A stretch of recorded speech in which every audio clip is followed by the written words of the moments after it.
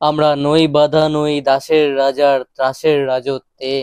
আমরা সবাই রাজা আমাদের এই রাজার রাজত্বে। হ্যালো বন্ধুরা, আমি শুভ্রনীল চলে এলাম মির্জার রিভিউ নিয়ে। জানি অনেকটা লেট হয়ে গেছে, হয়তো কিছু সামান্য কয়েকজনই হয়তো আমার এই ভিডিওটা দেখবে। তো সবাই দেখে নিয়েছো, সবাই সবার মতামত রেখেছে। আমার যে দর্শক রয়েছে, আমার যে দর্শকের বেস রয়েছে, তাদের জন্য আমার মনে হয় যে মির্জা নিয়ে কথা বলাটা উচিত। অ্যাকচুয়ালি মির্জা নিয়ে সবার কথা বলা উচিত। যে প্রচেষ্টা, একটা মানুষ তার ব্যাংকের সমস্ত টাকা পয়সা লাগিয়ে দিয়েছে এই মির্জাটার জন্য, তো সেইটাকে কুর্নিশ জানিয়ে আমাদের প্রত্যেকেরই, যারা রিভিউয়ার্স দু চারটে সিনেমা নিয়ে কথা বলে বা সিরিয়াল নিয়ে কথা বলে, তাদের কথা বলাটা উচিত অ্যাকচুয়ালি। তো সেই জন্যই ভিডিওটা আনা, আলটিমেটলি আনা, লেট হোক বা যাই হোক আনা ভিডিওটা। এনিওয়েজ, এখানে আমি ফার্স্টেই যেগুলো বলে শুরু করলাম, রবীন্দ্রনাথের কবিতার লাইন, আমি যদি খুব ভুল না করি, যেটা অঙ্কুশদা বলছে অ্যান্ড এন্ট্রি হচ্ছে। এবার এইখানে রাজার কথাটা উল্লেখ রয়েছে। এই ছবিতে যে আসলে রাজাটা কে, কে রাজত্ব করছে, কে জোর ফলাচ্ছে, কিছুই কিন্তু অন্তত ট্রেলার দেখে বোঝা যাচ্ছে না। অ্যাকচুয়ালি গল্পটা কিসের ওপর ভিত্তি করে, কি ধরনের গল্প হতে চলেছে, আমরা সমস্তটাই হয়তো বুঝতে পারছি মির্জার টিজার থেকে। মানে সেই যে ফার্স্ট লুক যখন আনা হয়, অ্যানাউন্সমেন্ট আসে মির্জার, যখন আমরা সেই মহালয়ার দিন ভোরবেলায় শুনেছিলাম, তখন থেকেই হয়তো আমরা বুঝতে পারছি। কিন্তু এই বোঝার মধ্যেও না বোঝা থাকছে। টিজার এসে গেল, ট্রেলার এসে গেল, গান এসছে, ফার্স্ট লুক এসছে, অ্যানাউন্সমেন্ট হয়েছে, এত কিছু, কিন্তু আমাদেরকে কিন্তু কোনো মতেই আন্দাজ করতে দেওয়া হচ্ছে না। এবার তোমরা বলবে এটাই তো স্বাভাবিক, কেন আন্দাজ করতে দেবে, তার সিনেমা হলের জন্য কি থাকবে।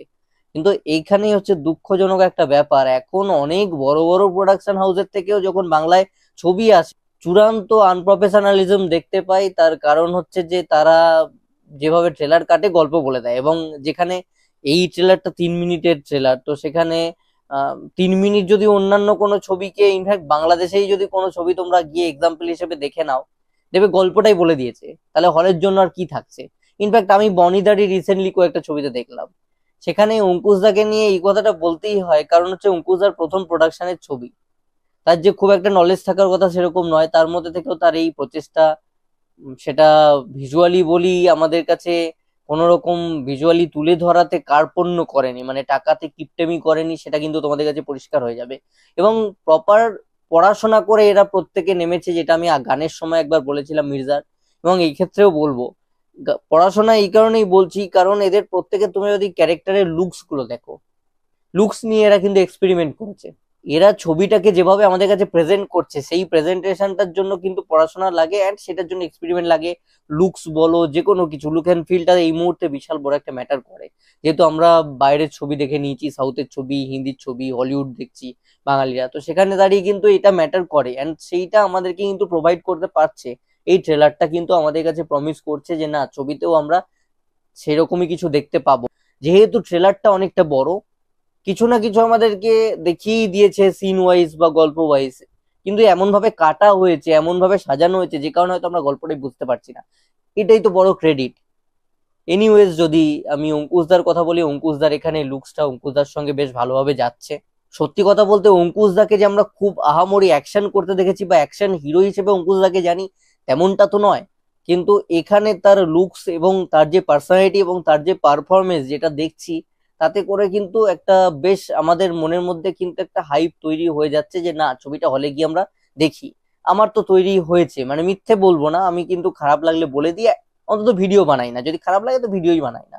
তো এই ট্রেলারটা কিন্তু ওই হাইপটা ক্রিয়েট করতে দর্শকের মধ্যে পাচ্ছে। অ্যান্ড আজকে অবধি আমি, কালকে ট্রেলার রিলিজ হয়েছে, আজকে অবধি আমি দেখছি প্রচুর এটা নিয়ে লোকে, ওই কিছু কিছু ফেসবুকে পেজ আছে যারা ওই কপি পেস্ট টাইপের ভিডিও বানায়, কিছু দেবদা জিদ্দা এনাদের, বা যে কোনো হিরোদের, শাহরুখ খান হোক, রণবীর কাপুর হোক, তাদের গান নিয়ে কিছু টুকরো টুকরো করে ভিডিও বানায়, বা গান, অন্য গান বসিয়ে ফুটেজের সঙ্গে ম্যাচ করানো। সেই জিনিসগুলো কিন্তু তখনই হয় যখন একটা ছবির মারাত্মক হাইপ থাকে and সেই ছবিটা হিট হওয়ার দিকে যায়, আমরা গান ভাইরাল হয়েছে বা কিছু আলোচনা হচ্ছে বুঝতে পারি। হিন্দি ছবির ক্ষেত্রে বিশেষ করে সেই পেজগুলোতে কিন্তু ভিডিও তখন আসে। কিন্তু আমিও ভালো লাগছে দেখে যে আমাদের মির্জা বাংলার একটা ছবি, অঙ্কুশদার একটা ছবি, তাকে নিয়েও কিন্তু এইভাবে সোশ্যাল মিডিয়ায় মাতামাতি হচ্ছে, অ্যান্ড সেই সব পেজ থেকে কিন্তু ভিডিও আপলোড হচ্ছে বিভিন্ন রকম ক্লিপিংস কেটে কেটে। এই ছবিতে কিন্তু বিশাল বড় একটা টুইস্ট থাকতে চলেছে মুস্কান চরিত্রটার। কারণ গেস্ট অ্যাপিয়ারেন্স ওগুলো তো ছেড়েই দাও, গেস্ট অ্যাপিয়ারেন্সে পরে আসছি, কিন্তু মুস্কান যে চরিত্রটা, এই চরিত্রটাকে তোমরা অ্যাকশন করতে দেখছো, কিন্তু এই চরিত্রটার কিন্তু যে ডায়ালগ গুলো থাকছে, তোমরা কি ভালো করে ট্রেলারটা বারবার করে দেখে লক্ষ্য করেছো যে এই ট্রেলারটা যদি তোমরা একটু মন দিয়ে দেখো বা ফার্স্ট থেকে যদি তোমরা একটু মুস্কান চরিত্রটাকে স্টাডি করো, মুস্কান কিন্তু একটু সিরিয়াস টাইপের, একটু চুপচাপ, সে আসলে কে সেটা নিয়েও কিন্তু একটা দ্বন্দ্ব তৈরি হবে যদি তোমরা অনেকবার দেখো। বাদ বাকি ছবিতে কি পাবে সেটা তো পরের কথা, কিন্তু মুস্কান এই যে চরিত্রটা এটাও কিন্তু সাসপিশিয়াস। তাছাড়া আমাদের এখানে ফিমেল ওরিয়েন্টেড ছবি তো সেভাবে হয় না। আমরা আজকে যদি আমরা তামিলে চলে যাই, আমি গোলামাবু কোকিলা বলে একটা ছবি দেখেছি, হিন্দিতেই দেখেছি ছবিটা। তোমরা কতজন দেখেছো আমি জানি না, ইনফ্যাক্ট হয়তো ম্যাক্সিমাম লোক দেখোই নি তোমরা কেউ, এটাই হবে কারণ ওই ছবিটা হিন্দিতে ডাব সেভাবে অ্যাভেলেবেল ছিল না। আমি অনেকদিন থেকে খুঁজে আসছি, তো রিসেন্টলি একটা চ্যানেলে পেয়েছি, ইউটিউবে আমি দেখলাম কোলামাবু কোকিলা ছবিটার নাম, ওখানে নয়নতারা রয়েছে। ওই ছবিটা নয়নতারার উপর ভিত্তি করে, অ্যান্ড আমি যখন রিসার্চের জন্য দেখছিলাম কেমন কি হলে ভিড় হয়েছে, কেমন কি কালেকশন, সব মিলিয়ে যখন ইউটিউব সার্চ করছিলাম, তখন আমি দেখলাম যে ওইখানে নয়নতারার এন্ট্রিতে সিটি পড়ছে।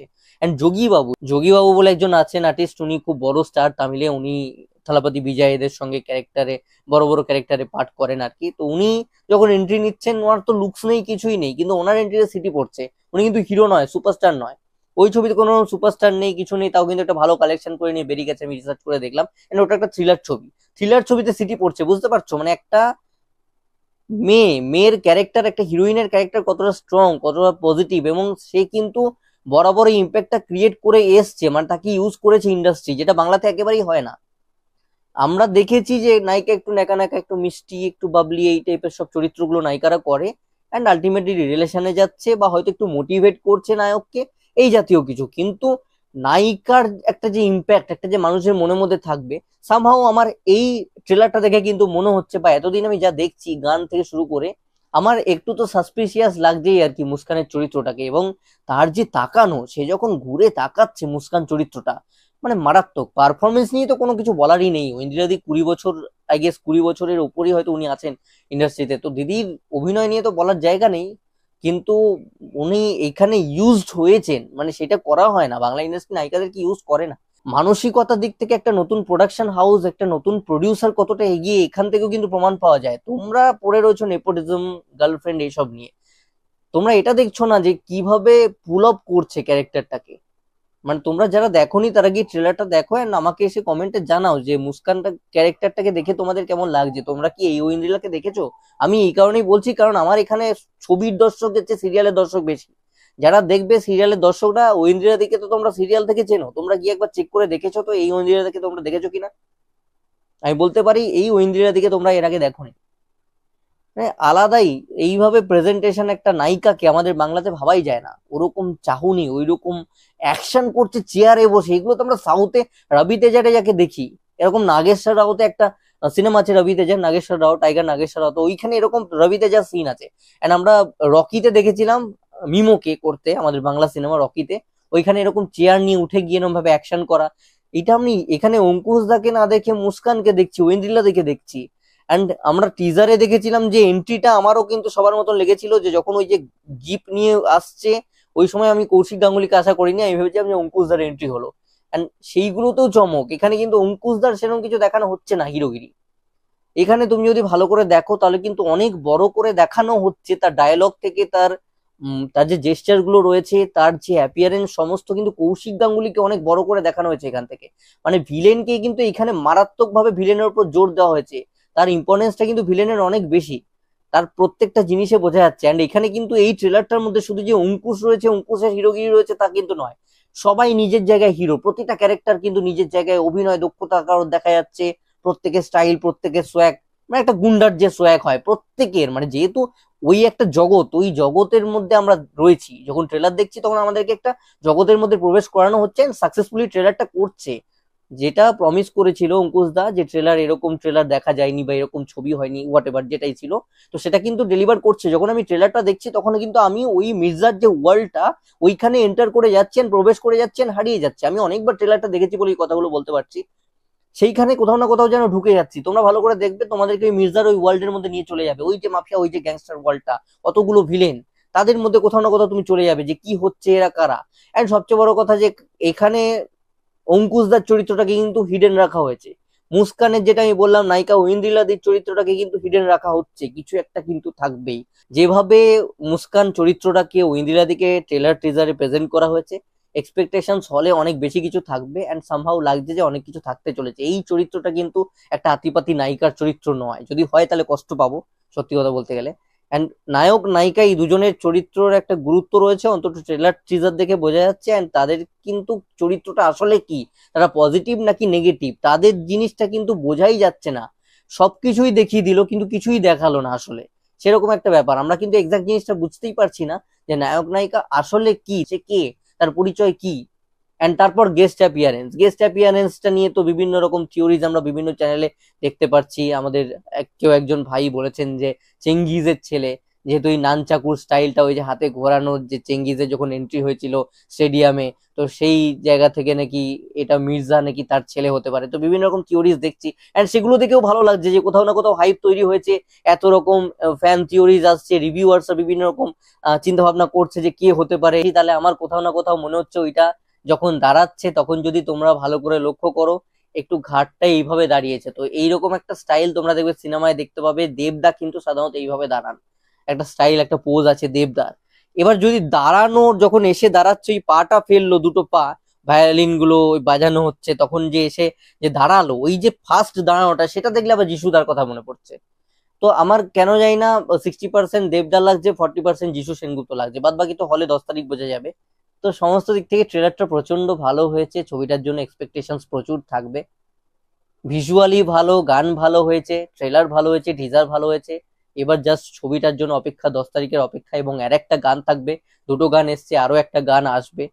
তো দেখা যাক কেমন হয়।